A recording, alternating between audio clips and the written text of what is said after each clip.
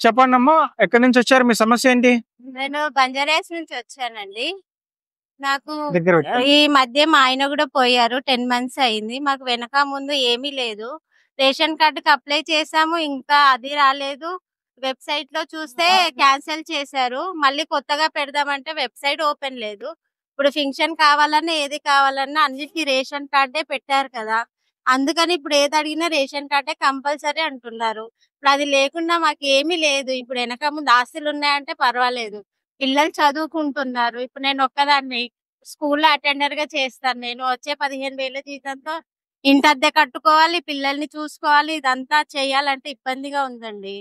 అందుకనే ఈరోజు ఇక్కడికొచ్చి ఏదైనా అప్లై చేద్దామంటే ప్రతిదానికి రేషన్ కార్డే అడుగుతున్నారు.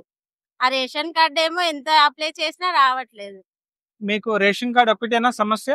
ఇల్లు కూడా లేదండి మాకు. వెనక ముందు ఏమీ లేదు మాకు అసలు. జీరో బిల్లు, ఏది లేదు. గ్యాస్, అన్నిటికి రేషన్ కార్డే అంటున్నారు మహిళా కదా! పెన్షన్ ఏది లేదు. ఇవేమీ లేవు. ఏది లేదు. ఇక్కడికి మీరు ఎన్నోసారి వస్తున్నారు?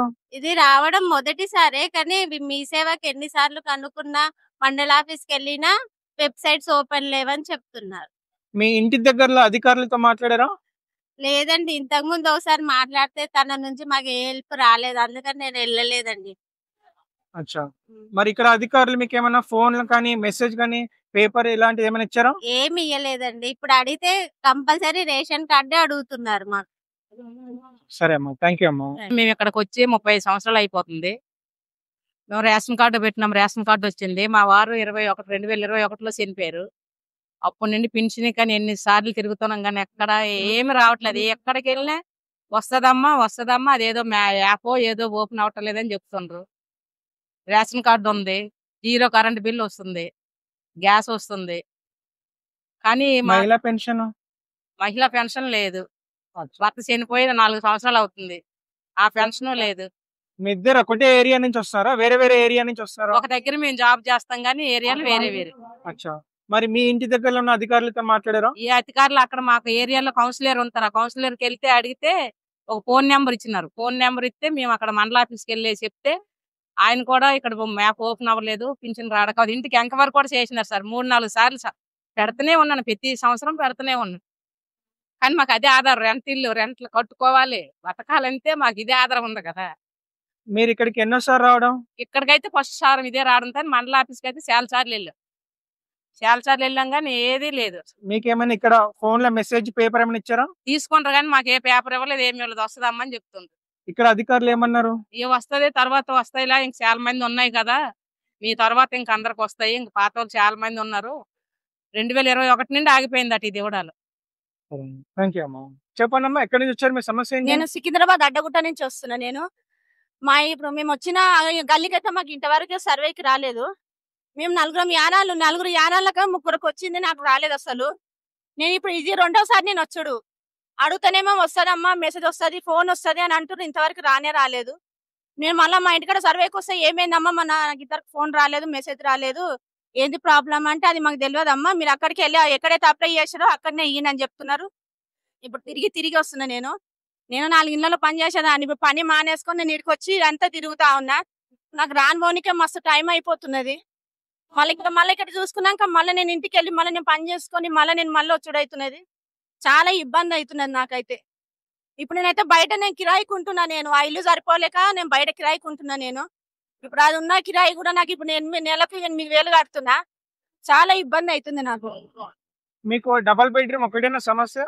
డబుల్ బెడ్రూమ్ ఒకటే సమస్య నాకు. Zero bill, gas? నాకు అదన్నీ ఏం అవసరం లేదు. నాకు ఇల్లు వస్తుంది చాలు నాకు. అయ్యో, అట్లా అంటారు ఏంటమ్మా? ముఖ్యమంత్రి గారు ఇస్తారంటే మీరు ఎందుకు వద్దంటున్నారు? ఇస్తా అంటున్నాను. ఇంతవరకు ఏది ఇస్తలేరు కదా మాకు.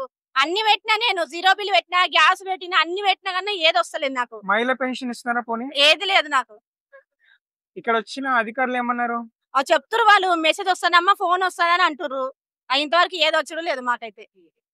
మీకు రేషన్ కార్డు ఉందా? లేదు, నాకు రేషన్ కార్డు కూడా లేదు. మా ఆయనకు మా 2 పిల్లలకు ఉంది కానీ నాకు లేదు. అట్లా కూడా అప్లై చేసిన.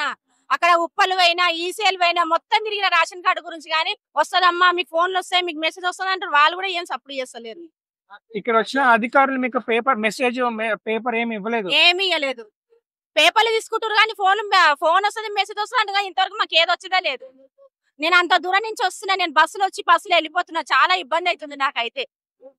సరే అమ్మా, ఇప్పుడు ముఖ్యమంత్రి గారి పాలన ఎలా ఉందని మీరు అనుకుంటున్నారు? ఇప్పుడు మాకైతే కేసీఆర్ ఉన్నప్పుడే మంచిగా అనిపించింది, కానీ ఇప్పుడు ఈయన వచ్చిన సార్ అయితే మాకు చాలా ఇబ్బంది అయిపోతున్నది. ఇప్పుడు బస్సులో పోవాలన్నా గానీ బాగా అల్లర గొడవ అయిపోతున్నది. బస్సులో ఏమైనా ఆపమంటే ఆపుతలేరు. ఇప్పుడు ఆటోలో వెళ్ళాలన్నా, ఈడికన్నా సికింద్రాబాద్ వెళ్ళాలన్నా నాకు 500 కిరాయి అవుతుంది. రాను మొన్న నాకు 1000 రూపాయలు పెట్టుకుంటేనే అక్కడ ఇంకా మిలియేది ఏడుందాడ. నేను ఇండ్లలో పని చేస్తాను, నెలకు 1500 వస్తాయి నాకు ఒక ఇల్లు చేస్తే. ఇట్లా వచ్చుడికే నాకు ఇబ్బంది అయిపోతుంది ఈడ. సరే అమ్మా, థ్యాంక్ యూ అమ్మా. మేము ఆల్రెడీ అప్లై చేసాం. మేము అప్లై చేసినప్పుడు ఏంటంటే మాకు ఇప్పుడు మేము అది తీసుకెళ్లి చూపించాము. మాకు ఆల్రెడీ డబుల్ బెడ్రూమ్ వచ్చిందని చెప్పి కాల్ వచ్చింది. కాల్ వస్తే మేము వెళ్ళి అది మన ఆఫీసులలో అక్కడ ఇక్కడ చూపించాం. ఇప్పుడు అవి చూపించి ఏమంటున్నారు అంటే ఇది చెల్లదు, ప్రభుత్వం మారింది, ఇది చెల్లదు అంటే మాకు కాల్ వచ్చి అన్ని వచ్చిన తర్వాత మొత్తం సీరియల్ నెంబర్ తో సహా అన్ని వచ్చిన తర్వాత చెల్లదు అని అంటే మేము ఏం చేయాలి? ఎలక్షన్ కోడ్ కాకముందు దాని తర్వాత మళ్ళా పోయి అడిగితే ఎలక్షన్ కోడ్ వచ్చింది మనకి. మన రేవంత్ రెడ్డి గారు సీఎం రేవంత్ రెడ్డి గారు అయ్యారు. ఇప్పుడు కొత్తగా అప్లై చేసుకున్నాం ఇందిరమ్మ ఇల్లుల కోసం. ఇందిరమ్మ ఇల్లుల కోసము ఎన్నిసార్లు అప్లై చేసినా అవి ఇది అటే పోతున్నాయి కానీ అప్లై అవ్వట్లేవు. రేషన్ కార్డులు అన్నారు, 6 నమోదులు అన్నారు, రైతు బంధు అన్నారు, అవుతున్నాయి. గ్యాస్ సిలిండర్లో 500 రూపీస్ పడుతున్నాయి అని అన్నారు. ఎక్కడ పడుతున్నాయి? ఇప్పటి వరకు పడట్లేదు. అవుతుంది ఒకటే మాట. ఇప్పటికి 6వ సార్లు అవుతుందండి. తొందర పడితే ఎలా అవుతుంది? అవునండి. ఒకటి మేము రిక్వెస్ట్, ప్రతి ప్రజలకు మేము అడిగేది ఒకటే రిక్వెస్ట్, నాకని కాదు. ఇప్పుడు కేసీఆర్ సార్ డబుల్ బెడ్రూమ్స్ ఉన్నాయి కదా, అవే బంద్ చేసేయండి. మీరు కట్టే వాళ్ళకి టైం పడుతుంది. మీరు ఇందిరమ్మ ఇల్లులు, సింగిల్ బెడ్రూమ్స్, డబుల్ బెడ్రూమ్స్ అవి కట్టే వాళ్ళకి టైం పడుతుంది. ఈ కేసీఆర్ సార్ పడవబడి ఉన్నాయి, మేడ్చల్లో, దుందుగల్లో, గండిమైసమ్మలో పడవబడి ఉన్నాయి. అవి బంద్ చేసేయండి, మీ క్రెడిట్ తీసుకోండి అంటే క్రెడిట్ మొత్తం కేసీఆర్ సార్కి వెళ్తుంది అని చెప్పా మీరు ఇవ్వట్లేదు. క్రెడిట్ మొత్తం కేసీఆర్ సార్కి వెళ్తుంది అన్న మీరు ఇవ్వట్లేదు. పేద వాళ్ళకి ఇల్లు ఇవ్వండి సార్, అదే మాకు కోరిక. మా ఒక్కళ్ళకే కాదు, పేదవాళ్ళు ప్రతి ఒక్కళ్ళు సాయంగా ఉండాలి.